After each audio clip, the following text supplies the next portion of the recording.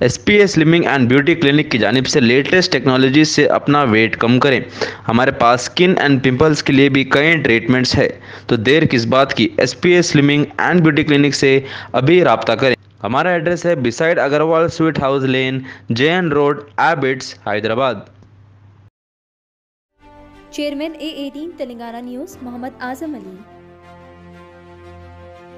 तेलंगाना रियासत के chief minister Revanth Reddy का कहना है कि केसीआर का गला घोटना और बीआरएस पार्टी को दफन करना हमारी जिम्मेदारी है। एक बार जब केसीआर बाहर हो जाएगा तो हम इसे हड्डी में पकड़कर दफन कर देंगे। केसीआर का हर वोट जो कि मोदी को जाता है। इन्होंने कहा कि जब कांग्रेस ने हिंदुस्तान को आजादी हासिल करवाई तब नरेंद्र मोदी और इनका पालतू कुत्ता उस वक्त क्या कर रहे थे। मजीद कहा कि फरवरी के आखिर तक रैतु बंधु की रकम 63 लाख रुपए जो कि किसानों के खातों में जमा कर दी जाएगी। इन्होंने कहा कि हाँ, मैं एक मिस्त्री हूं।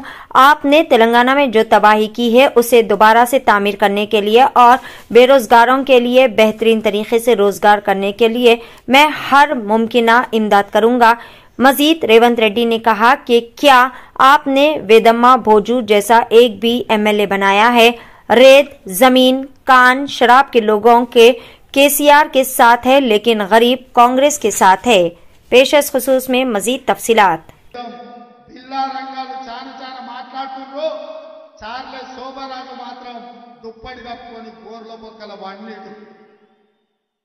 అందుకే నేను అంటున్నా, బిల్లా రంగాలు కాదు, చార్లే శోభారాజు రమ్మని అంటున్నా. మన అంటుండు ఒక ఆయన, మా పులి బయటకు వస్తుందని. బిడ్డ, మా పులులు బోన్ పట్టుకొని సిద్ధంగా ఉన్నారు. బోన్లు వేసి బోన్లో పెట్టి బొంద పెడతాం. బోను సిద్ధం, రమ్మను మీ పులిని ఏడుందో నేను చెప్పదలుచుకున్నా. అందుకే ఇంతకాలం ముఖ్యమంత్రి ఉన్నా కాబట్టి మాట్లాడితే బాగుండదు, పరిపాలన మీద దృష్టి పెడతామనుకున్నా. కానీ మాట్లాడకపోతే పని నడిచేటట్టు లేదు. ఏది పడితే అది అబద్ధాలు చెప్తారు. అభ్యర్థులను మానిస్తే మేము ప్రభుత్వం వచ్చేదని మేము అదే చెప్తున్నాం రా నాయన.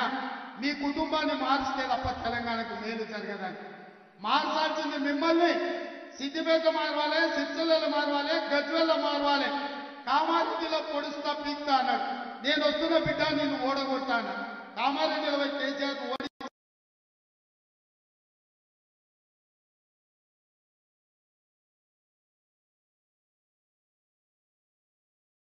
రేపటి మోడీ వేరు, కేడీ వేరు కాదు, రూపాలు మాత్రమే వేరు. వాళ్ళు ఇద్దరు ఒకటే, నాన్నకి బొమ్మ బొరుసు లాంటి వాళ్ళు. రేపు అప్పితప్ప ఒకటో రెండో కేసీఆర్ గెలిచిన ఢిల్లీకి పోయి మళ్ళీ మోడీకి ఇస్తాడు. ఎందుకంటే మారు పేరగాడు. కేసీఆర్ తెలుసు కదా, మారు పేరగాడు. ఈడ ఒక రూపంలో జమ చేస్తాడు, ఢిల్లీకి పోయి ఇంకొక రూపంలో అమ్ముకుంటాడు. మోడీ కేసీఆర్ వేరు వేరు కాదు. మోడీ మనిషే, మోడీ తాగుదారే.